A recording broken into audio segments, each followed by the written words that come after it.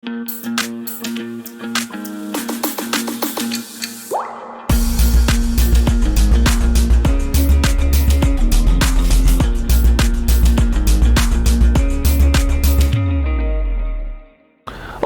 então agora eu e a professora Juliana vamos continuar a segunda parte da aula, a importância da percepção sistêmica. Então, a reprogramação do DNA através da mente e das palavras. Nós já falamos, então, aqui, no caso da constelação familiar sistêmica, essa atuação positiva das palavras começa pela aplicação de um bom centramento e das frases de cura que o campo informacional pede.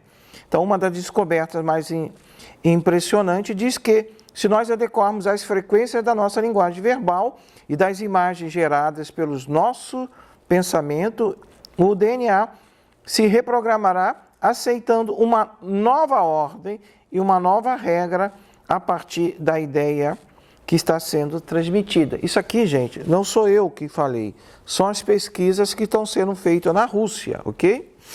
Então, qualidades essenciais necessárias do ajudador familiar sistêmico. Nós estamos mudando agora, então, o tema. As qualidades essenciais necessárias do ajudador familiar sistêmico. É de suma importância que o profissional de ajuda familiar sistêmica busque desenvolver 5 qualidades essenciais que vão conduzir todo o seu trabalho, a fim de que haja eficiência no servir a vida. Assim, evita-se correr riscos de criar danos em sua própria vida e na vida do seu cliente. Então, vamos saber quais são essas qualidades essenciais.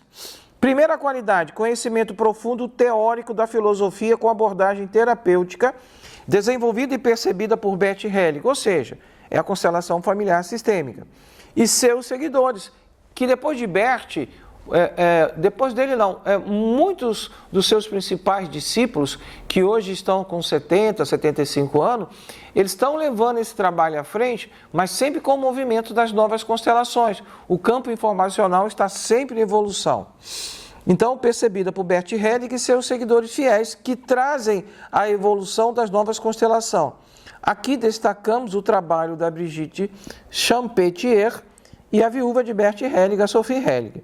Segunda qualidade, domínio do método terapêutico familiar sistêmico disponibilizado no seu atendimento em consultório.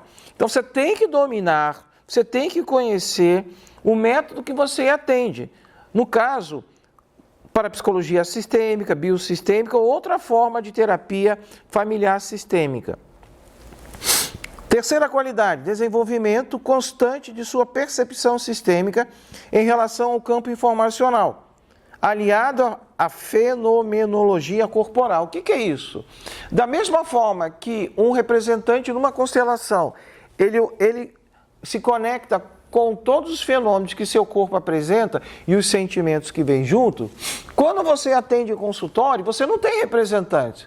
Você vai funcionar como vários representantes. Então, seu cliente está falando quando ele era criança, da raiva que ele tinha da mãe. Com o tempo, você se coloca num posicionamento que você é a mãe e logo depois você é ele com 5 anos com raiva da mãe. Então, aos poucos, você vai reconhecendo os fenômenos corporais que se apresentam no seu corpo quando você está no atendimento.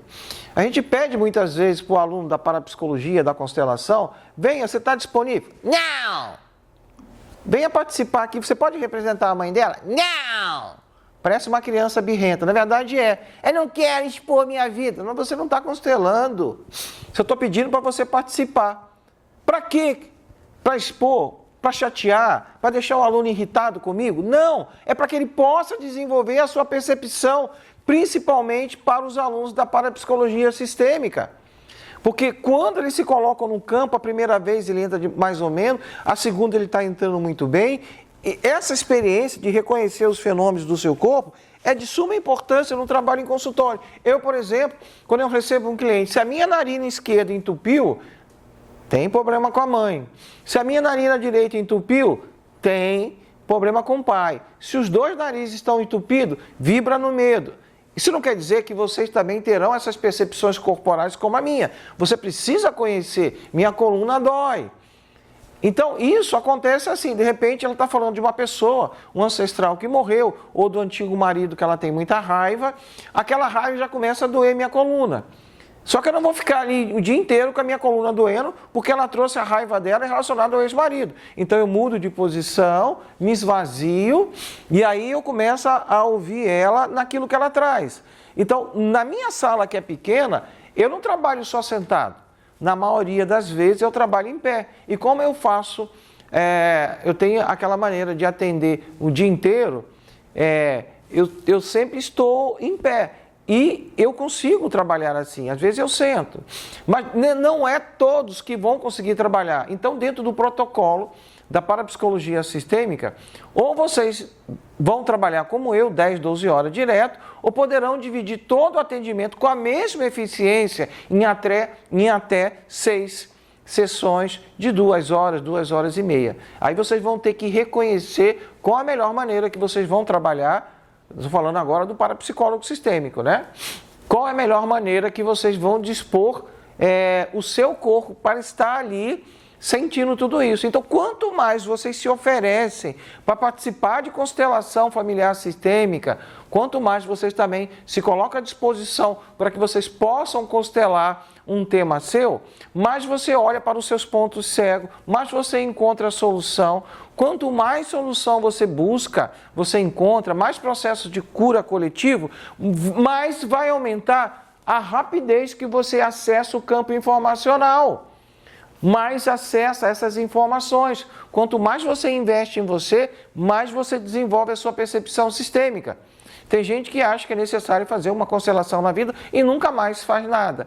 Então, o que diferencia esse trabalho do ajudador familiar sistêmico, que além de você utilizar um método, de toda uma teoria que você vai conhecer, né, a teoria do trabalho, né, a parapsicologia sistêmica ela tem muita teoria, além das leis sistêmicas de Bert Hellinger. Você tem que conhecer o método é através da hipnoterapia sistêmica, você tem que conhecer como você vai utilizar esse método, mas é muito importante, o que diferencia nós de outros profissionais é a sua percepção. Então, por exemplo, o psicanalista é excelente, uma maravilhosa profissão, não estou a falar mal, mas são processos mentais, ele não tem que ter percepção de nada, ele não tem que se levantar e agora ele representa o avô, agora ele é a mãe. É um trabalho que o processo de cura ele é egoísta, porque é só buscar o processo de cura do cliente. Já quem trabalha dentro desse processo, com as leis sistêmicas, o foco é o cliente em tudo que ele traz, de queixas, doenças físicas, comportamentais e emocionais, mas a visão é ampliada para todo o sistema familiar. E como é que você vai ter essa visão ampliada? Através da sua percepção sistêmica. E aí você busca processos de soluções e de curas coletivas que vão trazer a cura individual, psicológica ou biológica do seu cliente, mas também vão atender principalmente os ancestrais que já vieram e já se foram, que estão cheios de culpa. E quando eles se sentem que a culpa que eles tinham de tudo que eles fizeram em vida, assassinou, roubou, matou, etc., quando eles sentem que essa culpa foi dissolvida graças a um descendente que se colocou à disposição do sistema familiar para buscar reconciliações, quando eles deixam de ter essa culpa, eles têm amor em troca. E aí é criada uma nova ressonância de possibilidades, como se funcionasse como uma nova herança que vai chegar naquele descendente, se colocou à disposição para olhar para tudo isso. Geralmente, o descendente que se coloca mais disponível ao sistema familiar para ver tudo aquilo que foi pesado nos ancestrais que já não estão entre nós, é aquele que mais amor tem no coração. E quem tem mais amor no coração? Geralmente é aquele que está com a vida mais emaranhada, é aquele que está mais ferrado, é aquele que está com mais dificuldade. Então isso é um chamamento para que através das suas dores, dificuldades, ele possa identificar as causas aparentes de tanta dificuldade, porque toda causa aparente tem uma causa oculta, mais profunda, que nasce no sistema familiar. Então, naquele exemplo clássico, a pessoa diz, vai te buscar um atendimento em consultório, ó, eu tenho muita raiva do meu marido, tem 5 anos que eu me separei, mas eu não consigo vê-lo porque ele me traiu, ele foi infiel, Essa é a causa aparente para tanta raiva. E quem tem raiva está plantando a sementinha de um câncer, de uma doença física. Só que quando você olha com a visão ampliada, com a sua percepção sistêmica para o sistema familiar, você vai perceber que a infidelidade, as dinâmicas de conflito na maioria dos casais, sempre ocorreu. A infidelidade é do casal. Não importa quem traiu ou quem foi traído. É uma mão dupla. Vai haver pessoas na família que foram traídas e outros que vão trair. Então, a causa oculta daquela raiva que ela tem do ex-marido está presente no sistema. É a infidelidade que se apresentou com frequência. Em qualquer outra forma de terapia, o profissional vai tentar trabalhar em cima da raiva. Vocês não. Nós, ajudadores familiares sistêmicos, nós vamos buscar a causa oculta, desvendar como se deu essa dinâmica familiar, trazer à luz a causa oculta, buscando soluções e processos de cura coletiva que vai trazer, em consequência, a cura da raiva dela. Porque vai haver reconciliações atemporais dos antepassados que nos relacionamentos tiveram conflito e ela vai poder se reconciliar com o ex-marido, que muitas vezes é o pai do filho, da filha. E os filhos, muitas vezes, mesmo que a mãe não pratique a parentificação, não fale mal para os filhos do pai, o sofrimento, o rosto dela, aquela cara de bunda sofrendo, né? A alma capta tudo. A mãe pode ficar calada, nunca falar mal do pai. Eu nunca falei mal para os meus filhos do pai dele. Eu não gosto, tenho briga, mas a alma capta tudo isso. Então, perceba como o nosso atendimento do ajudador familiar sistêmico é uma terapia de almas sistêmica, é muito mais profunda. Então, você tem que estudar, tem que conhecer a teoria, tem que conhecer o método, mas você principalmente tem que desenvolver a sua percepção. E a percepção é possível a todos, porque faz parte de uma faculdade, de um fenômeno psi do ser humano. Agora, como você vai acessar, como você vai desenvolver, é aquele passo a passo. Se colocando disponível, buscando o seu centramento, atendendo, participando de constelação. Essa é uma das maiores qualidades essenciais do profissional de ajuda, que é ter a sua percepção. Então, na quarta qualidade essencial, se permitir olhar para os pontos cegos de sua vida. Acabei de falar, relacionados às dificuldades emocionais e sistêmicas. Quanto mais você investe em você, mais você vai ter força para realizar esse trabalho. E 5, a última qualidade, introjetar todo conhecimento sistêmico na vida pessoal, ou seja, nos seus relacionamentos. Porque de forma sistêmica, nós definimos vida como relacionamentos. Você se relaciona de forma diferente com pessoas diferentes. Dentro da visão sistêmica, da visão familiar sistêmica, vida é relacionamento, sejam familiares, afetivos ou profissionais, para que não seja apenas um limitador e propagador de verdades hipócritas vazias. Um sistema de crença, que você prega uma coisa, mas não pratica na sua vida. Porque não é apenas um método, né? Não é só replicar, você precisa incorporar na sua vida, né? A visão sistêmica é uma filosofia. Então, o nosso guia interior. Todo profissional de ajuda familiar sistêmico deve ter a humildade de perceber que ele não é um ser onisciente capacitado a criar soluções e processos de cura por ele próprio. Então, devemos nos colocar na posição humilde de um simples servo que segue as orientações do nosso guia interior. Então, o que é o nosso guia interior, né? O nosso guia interior é o nosso eu superior que se expande a partir do processo biológico, da fenomenologia, em direção a outros processos mais sutis, processo da alma, do espírito, da consciência suprema, né? O que a gente pode perceber nesse guia biológico, né? Aquilo que Euclides falou, né? De sentir as sensações do nosso corpo, ora daqui a mãe, a hora ali está o pai. Como que vocês vão sentir esse guia biológico, né? Primeiramente, a gente pode perceber no nosso corpo movimentos de expansão e de contração, né? O movimento do sim, quando é um sim, quando eu posso fazer uma pergunta, isso é desta forma, eu sinto se é um sim, uma resposta positiva, eu sinto que o meu corpo se expande. Se é uma resposta negativa, eu sinto uma contração. E se a gente perceber, isso atua no nosso dia a dia, com a nossa intuição, que muitas vezes a gente passa batido. acha que é besteira, que é coisa da nossa cabeça, mas o tempo inteiro o nosso guia biológico está nos informando das coisas positivas e negativas que ocorrem na nossa vida, e não é diferente quando a gente está numa constelação em grupo ou quando a gente está trabalhando com a visão sistêmica dentro do consultório. Então, o nosso guia interior, para que você possa acessar aquilo que ele está tentando transmitir para você, é preciso que você também esteja no estado alterado de percepção anímica. E são 4. Quanto mais você desenvolve a sua percepção, ou seja, os grandes mestres da humanidade, os yogis, Jesus, ele tinha um grau enorme. Então, como que você vai acessar essas informações que o seu guia interior? Primeira coisa, tudo começa com a fenomenologia que seu corpo apresenta. Para o trabalho do ajudador familiar sistêmico, isso já basta, é essencial, tanto na constelação em grupo como em consultório. Mas a partir do tempo, da idade mais avançada, da sabedoria, dos seus processos espirituais, de meditação, você tem um acesso a seu guia através do movimento da alma.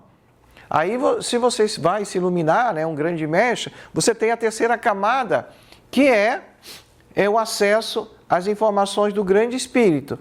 E se você é um ser iluminado, da consciência suprema. Então, percebe? Nós, meros mortais, é suficiente nesse trabalho de servir a vida que você acesse o seu guia interior naquilo que ele está trazendo através do seu corpo, da fenomenologia que ele se apresenta. E a Juliana deu o exemplo.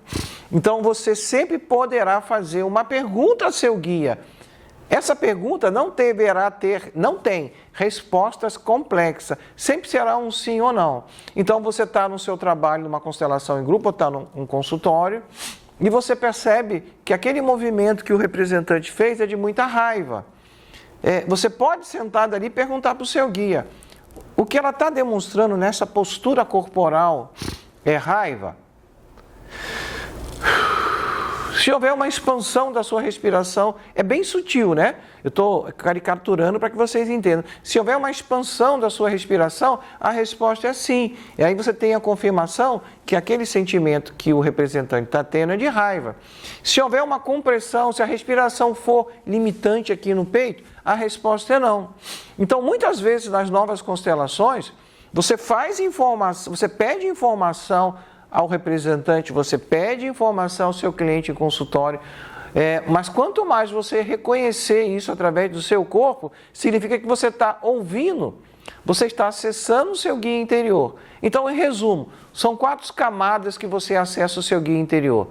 Movimentos do seu corpo biológico, a fenomenologia que seu corpo apresenta, para o nosso trabalho isso é suficiente. Depois o movimento da alma, depois o movimento do espírito e, o último, o movimento da consciência suprema.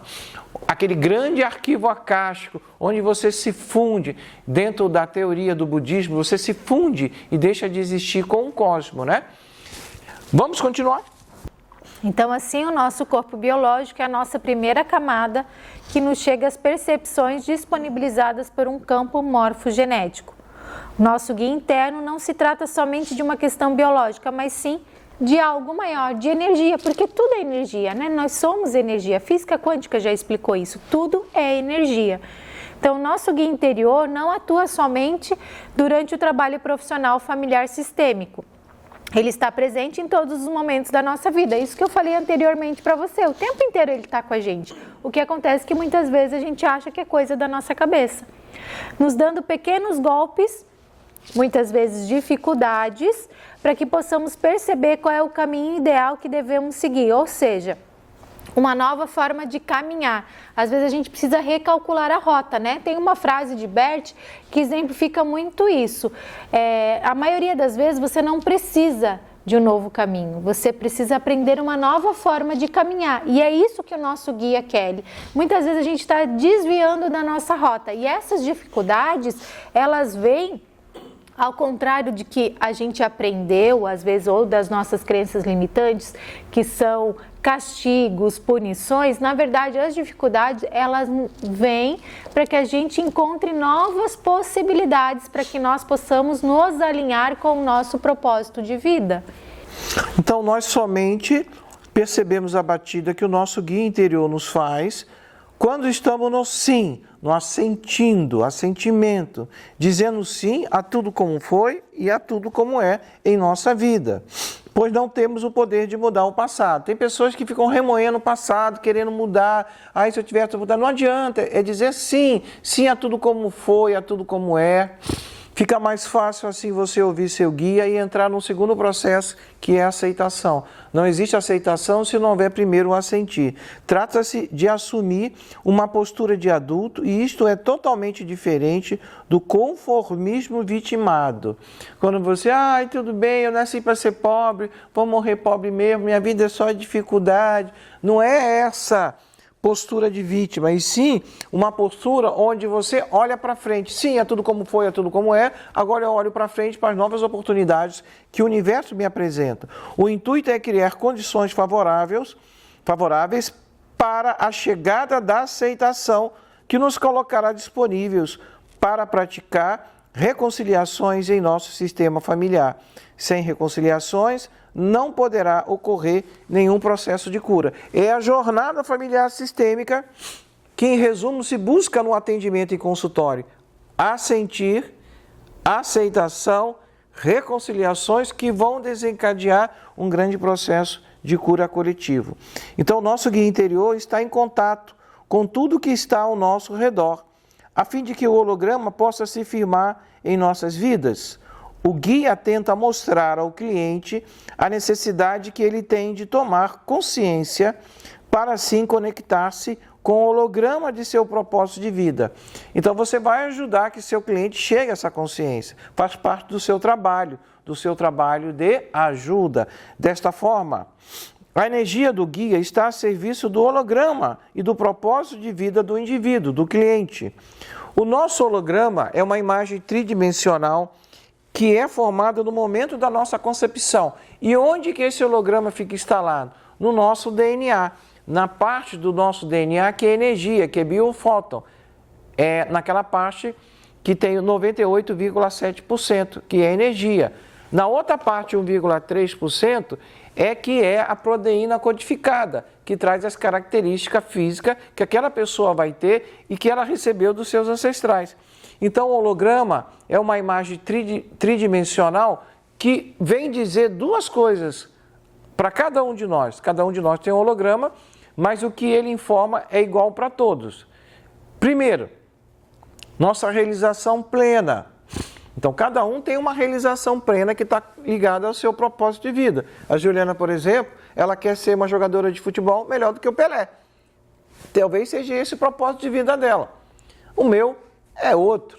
Então, o holograma nos diz que nós temos condição de trilhar o nosso holograma. Qual é a outra coisa que ele nos diz? Que nós temos capacidade de lidar e criar soluções para todas as dificuldades, emaranhados, intricamentos, identificações que vêm do nosso sistema familiar.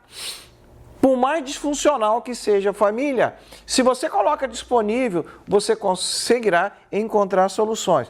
Então, duas coisas que o holograma vem informar. A nossa realização plena, que está ligada ao nosso propósito de vida, e que nós temos condições de lidar com toda e qualquer dificuldade que venha do nosso sistema familiar, criando soluções para ela. Então, desta forma, a energia do guia está a serviço do holograma e do propósito de vida do indivíduo. Os fenômenos apresentados pelo guia biológico sempre começarão nas sensações apresentadas do nosso peito. Nós já falamos disso, não vamos repetir, não é? Exatamente. Há uma abertura no peito, uma ampliação da respiração quando pensamos em algo verdadeiro.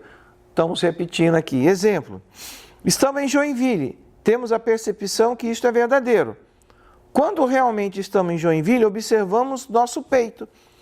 Mas quando o pensamento é falso, a respiração se contrai e há um aperto no peito. Isto tudo trata-se de um movimento celular que nos traz percepções com base na fenomenologia corporal. Então, nós estamos gravando essa aula em Joinville. E eu afirmo, eu estou em Joinville. Eu senti meu peito se expandindo. Agora nós estamos aqui gravando a aula. Eu estou em São Paulo. Nós não estamos em São Paulo? Há uma leve contração. Tá, mas isso é muito sutil, não é, professor? Sim. E como é que eu vou sentir se é muito sutil? Prática, prática, prática. Você quer que tudo caia do céu? Não tem como. Assim, se conclui que nossas células estão movidas por dois movimentos. Nossas células. O peito tem células, percebe o que eu estou dizendo? Então, são dois movimentos celulares, expansão e contração, sim e não, que funcionará como um oráculo interno para perguntas diretas que poderemos fazer quando estamos disponíveis para um campo. Ou seja, você como ajudador ali, né? Seja numa constelação em grupo ou no atendimento em consultório, através da visão familiar sistêmica. Então, nós vamos agora entrar numa outra parte, né, que é muito importante, que nós vamos trazer a explicação sobre os fenômenos paranormais, aos quais a percepção sistêmica é uma delas. Então, a psicometria é um termo cunhado pelo médico americano Joseph Rhodes Buchanan, ou Buchanan, Buchanan, como é que se fala? Buchanan. Buchanan? Vamos só chamar de Joseph Rhodes, em meados do século, ou seja, em 1849, para designar a faculdade extrasensorial que alguns poucos indivíduos possuem para extrair o conteúdo de algum objeto ou ambiente impressos fora da nossa realidade física. Principalmente os alunos de parapsicologia sistêmica vão ter essa aula que vão explicar os fenômenos paranormais, entre eles a psicometria. E o que essa psicometria é? Então, é a capacidade que alguns indivíduos têm de extrair o conteúdo de algum objeto ou ambiente impressos fora da nossa realidade física. Então, metafisicamente falando, o indivíduo seria capaz de captar os eventos pregressos do passado em que o objeto ou ambiente estiveram inseridos através de uma volição, que essa palavra significa escolha, de uma volição psíquica, de uma escolha psíquica, na qual tudo que está oculto para a maioria dos seres se descortina perante o indivíduo. Então, a psicometria, tem pessoas que têm esse dom de acessar essas informações pretéritas de um objeto, de um lugar, de uma parede. Então, a pessoa, ela viaja, vai conhecer a Grécia, e se ela tiver esse dom dessa psicometria, quando ela está lá no Coliseu, ela começa a ter informações de guerras que houveram no Coliseu de Roma, gladiadores. Isso é um dom raro. E geralmente quem tem esse dom, que nasce com esse dom, não sabe utilizá-lo a serviço da vida. Geralmente utiliza isso para ganhos pessoais e para ter poder. É o caso clássico do João de Deus, lá em Goiás, que hoje inclusive está preso. Mas nós não estamos aqui para criticar ninguém, só foi um exemplo que eu dei. Então, de acordo com a doutrina espírita, encontrada principalmente no Brasil, a psicometria, então, agora não é a definição que o médico americano deu. Já é a definição que os seguidores de Allan Kardec vão encontrar em alguns livros espíritas, né? Principalmente aqui no Brasil. E diz que a psicometria é a faculdade mediúnica pela qual o médium, em contato com objetos, pessoas ou lugares relacionadas com acontecimentos passados, sintoniza-se de tal maneira com eles, descrevendo-os com precisão. Alguns autores espíritas, não são todos, inclusive incluem não apenas acessar as informações do passado, mas também do presente e do futuro, na abrangência de informações precisas sobre particularidade e fenômenos ligados a objetos, lugares e pessoas próximos ou distantes, encarnadas ou desencarnadas.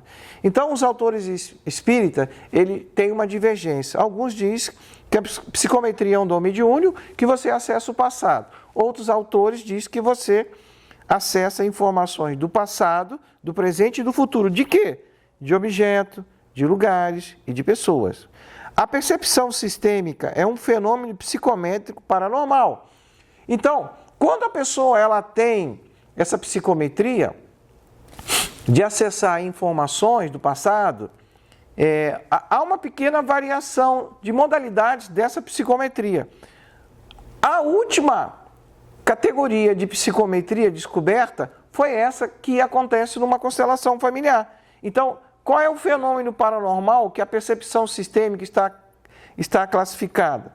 É uma psicometria. Então, vamos entender agora Qual é a definição da percepção sistêmica? É um fenômeno psicométrico paranormal muito importante no trabalho desenvolvido pelo profissional de ajuda familiar sistêmica.